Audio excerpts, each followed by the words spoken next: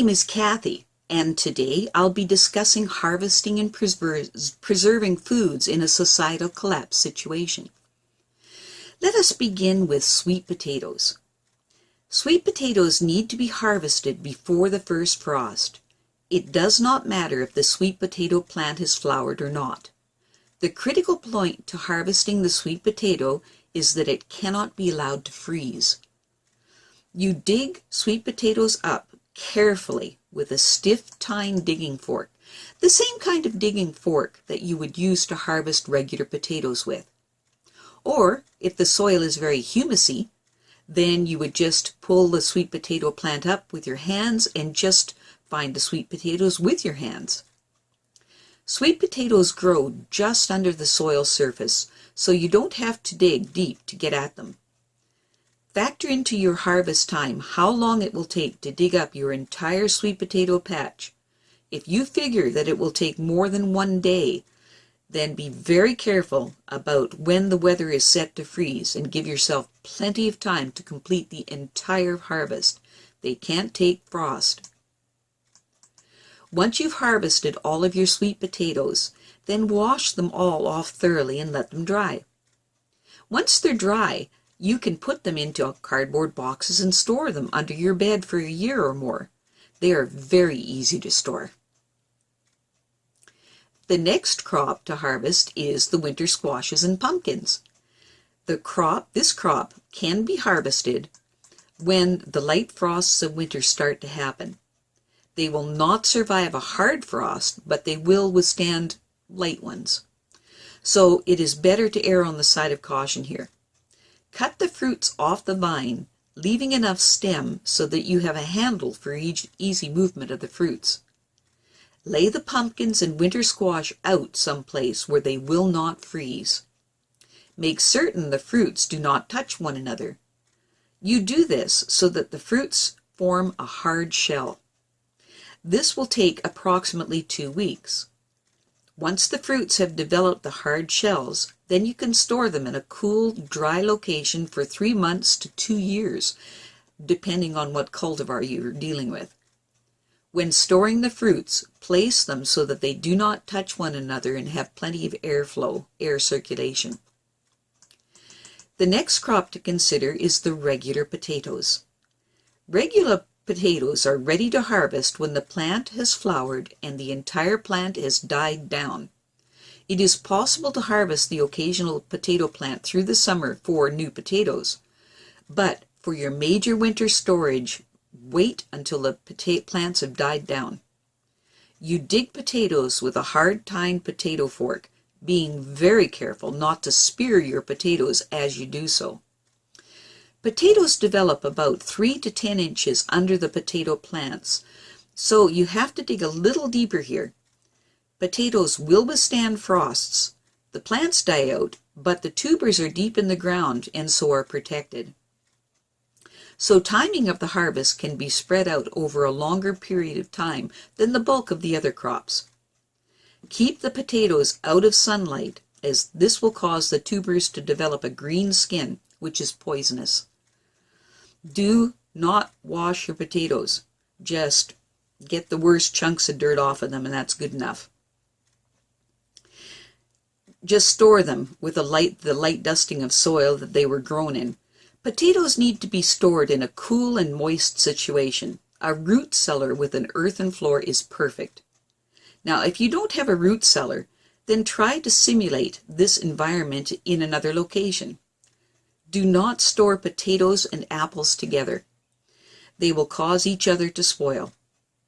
You can generally store regular potatoes through the winter if you are careful. They will shrivel a bit as time goes on, but they're still perfectly fine to eat. The moister their storage location is, the firmer the potatoes will remain. They must be kept dry, though, so do not store them in water. The next crop to consider are the turnips, beets, rutabagas, carrots, parsnips if you've grown those, and other root vegetables. All of these crops will easily withstand some frosts, so you can leave these to much later in your harvest schedule.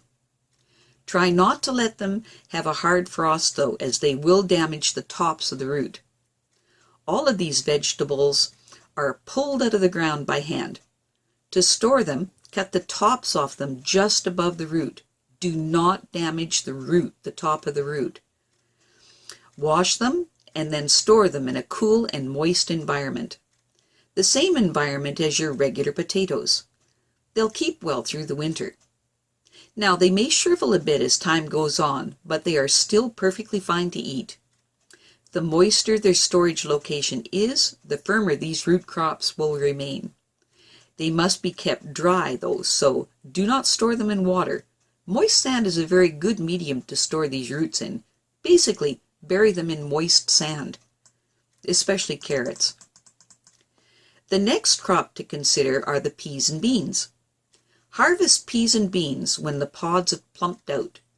Your best method of long-term storage is to dry them. What you do is to shell the peas and beans and then blanch the peas and beans. This is achieved by dumping the raw peas and beans into boiling water for 90 seconds or 1.5 minutes, and then quickly remove them and dunk them into cold water for a few minutes. Drain the peas and beans well and then spread them out onto an old window screen. The type of screen material is best if it's that flexible nylon screening stuff. Metal screening is not good as it might contaminate your peas and beans. But if you have nothing else to dry your peas and beans on, then use the metal screening. Just wash it thoroughly. Once you have your blanched peas and beans spread out single thickness on the screening, then put the screens filled with peas and beans into a vehicle. A van is perfect as an example. Prop the pea bean screens up on something like cement blocks or whatever you have, books, what have you, so that there is a good air circulation happening all around the peas and beans.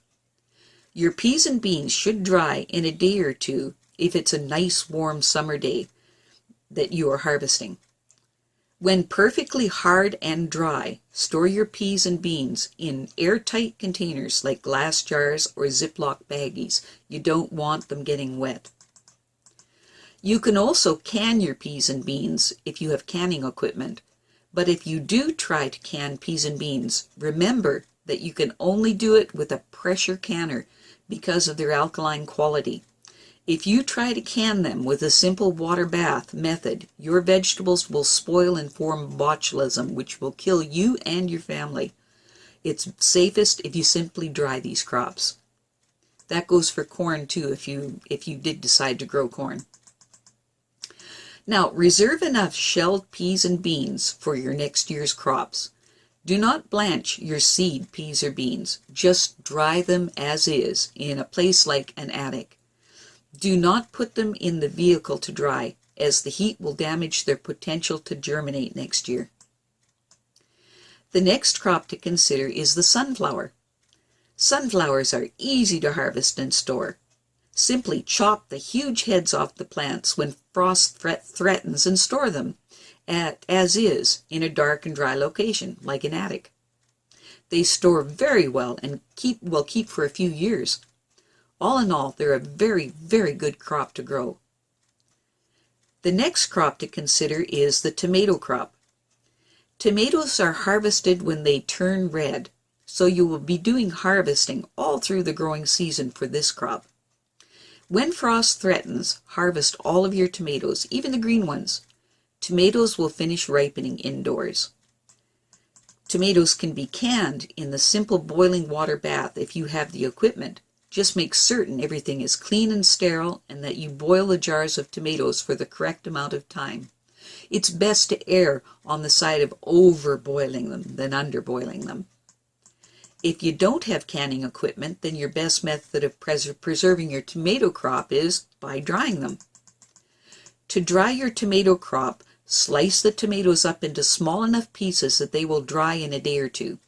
Do not attempt to dry large chunks of tomatoes. What ends up happening is they form a leathery outer surface and the inside is still wet and they'll rot on you. They simply mold and rot on you. Spread the tomato pieces out on your window screening material and put them in your vehicle on a hot day to dry them. they dry to a leathery state. When dry, you store them in something like glass jars or Ziploc baggies, anything that will keep them bone dry. You can extend your harvest time if you cover your frost-sensitive plants with blankets, quilts, or sheets through a cold night. Anything you can think of that will prevent frost from getting at the plants. This is an ideal arrangement if you have a night or two that will do a light frost, but the weather in general is pretty good. Well, that's it for now.